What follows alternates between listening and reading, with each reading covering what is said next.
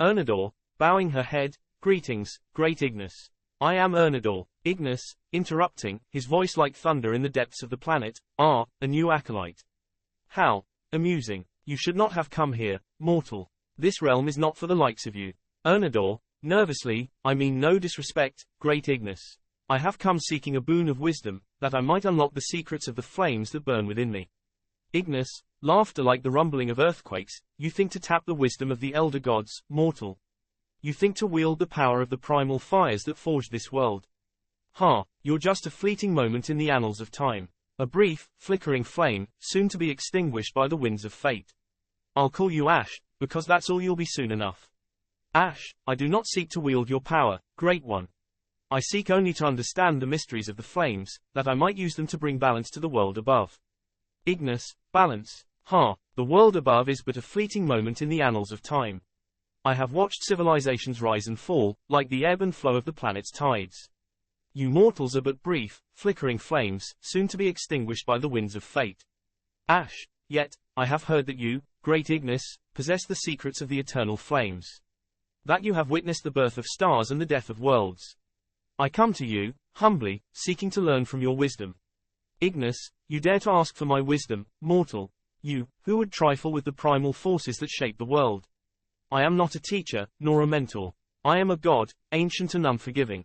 And you, mortal, are but a fleeting moment in my eternal existence. Ash, I know that I am but a mortal, great one. But I am driven by a desire to understand the mysteries of the universe. And I sense that you, Ignis, hold the keys to unlocking those secrets. Ignis, suddenly, the air is filled with the acrid stench of sulfur and ozone. Very well, mortal. I shall grant you a boon of wisdom. But be warned, the secrets I shall reveal to you will come at a terrible cost. Are you prepared to pay the price? Ash nods, his eyes burning with determination. I am prepared, great one. I will pay any price, no matter how steep, to unlock the secrets of the eternal flames.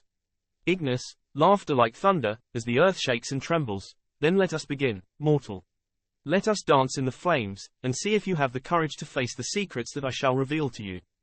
Ignis, voice like thunder, to unlock the secrets of the eternal flames, you must first prove yourself worthy, mortal.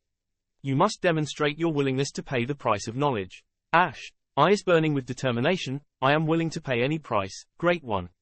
Name it, and I shall accept it. Ignis, laughter like the rumbling of earthquakes. Ah, mortal, you are so eager to dance in the flames.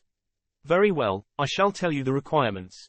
But be warned, once you begin, there is no turning back. Ash nods, her voice steady. I am ready, great one. Tell me what I must do. Ignis, voice dripping with malevolence. First, you must surrender your mortal soul to the flames. You must let go of your pitiful mortal existence, and embrace the eternal fires that burn within me. Ash pauses, her eyes widening in horror. My soul. You want me to surrender my soul? Ignis, laughter like thunder. Yes, mortal. Your soul is but a fleeting moment in the annals of time. It is a small price to pay for the secrets of the eternal flames. Ash swallows hard, her voice barely above a whisper. And what of my memories, my experiences, my loved ones? Will I retain any of them? Ignis, voice dripping with malevolence. You will retain all your memories, mortal. Every moment, every experience, every loved one. But they will be hollow, empty echoes, devoid of attachment or emotion. They will be mere shadows of your past, haunting your new existence like a ghostly whisper. Ash, her eyes wide with fear, his voice trembling. But what of my sense of self? My identity, will I still be me? Ignis, laughter like thunder. Your sense of self will be consumed by the flames, mortal. Your identity will be reborn, remade, and reformed in the image of the eternal fires. You will be a new being, a being of fire and flame, driven by the desires of the flames alone. Your past will be but a distant memory, a faint flicker of a flame long extinguished. Ash, her voice barely above a whisper. And what of my will? My desires, will I still have control over my own actions? Ignis, voice dripping with malevolence. Your will, your desires, will be remade in the fires of the eternal flames, mortal. You will be a servant of the flames, a tool of the eternal fires. You will burn with a passion that will consume all in its path, driven by the desires of the flames alone. Your own desires, your own will be but a distant echo, a faint whisper in the wind. Ash takes a deep breath, her eyes flashing with determination. I will submit, great Ignis. I will surrender my soul to the flames, but it won't consume me. My will is stronger than the fire, and I will emerge from this trial unbroken. Ignis raises an eyebrow, his voice dripping with amusement. Oh, mortal, you amuse me. You think your will is stronger than the primal forces that shape the world. The flames are not something to be resisted, they are a hunger that devours all in its path. Ash, her voice steady, her eyes burning with conviction, I am not afraid of the flames, great Ignis. I am not afraid of the hunger that drives them. I will surrender to the flames, but I will not be consumed. I will be transformed, remade in the image of the fire, but I will remain myself. Ignis chuckles, the sound like the crackling of flames. You do not understand, mortal. The flames do not care about your will, your desires, or your fears. The flames are a force of nature, a primal power that consumes all in its path. You will not emerge from this trial unbroken, you will be remade in the image of the fire, and you will be driven by the desires of the flames alone. Ash, her eyes flashing with defiance, I will not be driven by the desires of the flames, great Ignis. I will be driven by my own desires, my own will. And I will emerge from this trial victorious, remade in the image of the fire, but still myself. Ignis laughs, the sound like thunder. We shall see, mortal. We shall see. The flames will consume you, and you will be reborn in their image. And when you are, you will understand that it was not a contest of wills, but a hunger that devoured you. And you will be grateful for the gift of the flames, for it will be a gift of power, of strength, and of eternal life. As Ignis's command echoed through the air, Ash's body began to tremble, her eyes fixed on the lava before her. The flames seemed to pulse with an otherworldly energy, as if beckoning her to surrender to their power. With a deep breath, Ash took a step forward, her foot hovering above the molten rock. The air was thick with the acrid stench of sulfur and ozone, and the sound of crackling flames filled the air. The ground beneath her feet began to tremble, as if the very earth itself was protesting her decision. As she hesitated, the flames seemed to grow more intense, their colors shifting from orange to a deep, burning red. The heat emanating from the lava was palpable, making the air shimmer and distort around her. With a sudden, jerky motion, Ash's body lurched forward, her foot sinking into the lava. Her screams were drowned out by the roar of the flames, as her body began to writhe and contort in agony. Her skin began to blister and char, her clothes disintegrating into ash as the flames devoured her. And yet, even as her body was ravished by the fire, a small part of Ash remained. Her eyes, though filled with pain, still burned with a fierce determination. Her wool, though battered and bruised, refused to be extinguished. As the flames continued to rage around her, Ash's body began to transform, her skin cracking and reforming into a being of fire and flame. Her eyes glowed with an inner light, as if the eternal flames had ignited a spark within her. Ignis loomed over her, his eyes blazing with malevolent intent. The air was thick with the stench of sulfur and ozone, and the sound of crackling flames filled the air. As the flames died down, Ash emerged from the lava, her body reborn in the image of the fire.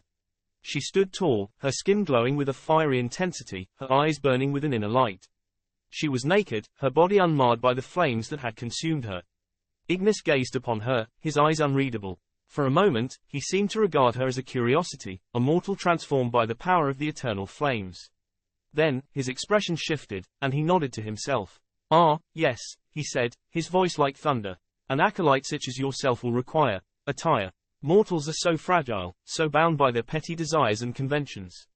But I suppose it is necessary, if you are to walk amongst them. With a wave of his hand, a figure emerged from the shadows. It was a servant, a being of flame and shadow, its eyes glowing like embers. Bring me the garb of the flame maiden, Ignis commanded. The servant bowed, and vanished into the darkness. It returned a moment later, bearing a bundle of clothing. Ash's eyes widened as she saw the garments, her face flushing with a mix of emotions. The clothing was flamboyant, to say the least. A flowing red cloak, embroidered with intricate patterns of flame and smoke.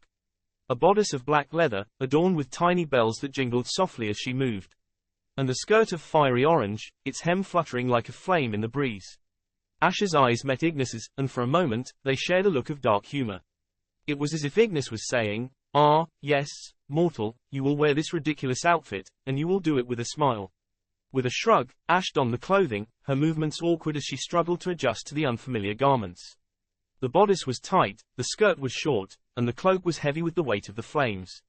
As she finished dressing, Ignis regarded her with a critical eye. "Yes, you will do," he said, his voice dripping with sarcasm. "You are now the embodiment of the flame maiden, a symbol of passion and desire. May the mortals tremble before you." Ash's face flushed with embarrassment, but she held her head high, her eyes burning with a fierce determination.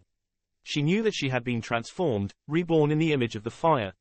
And she knew that she would wear this ridiculous outfit with pride, for she was the Flame Maiden, a servant of the eternal flames. Ash, you know, Ignis, now that I'm a Flame Maiden, I think I need some accessories. You know, to really make the outfit pop. Ignis, accessories. Ah, mortal, you mean jewelry. Ash, exactly, I want bling, Ignis. Lots and lots of bling. A necklace, earrings, more earrings. I want to be dripping in gold and gems. Ignis, ah, mortal, you are a true child of the mortal realm. Your love of shiny objects is amusing.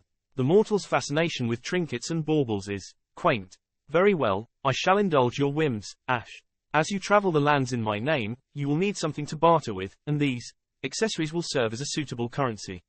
But do not become too enamored with these fleeting treasures, mortal. The selling of gold earrings will break you faster than any flame.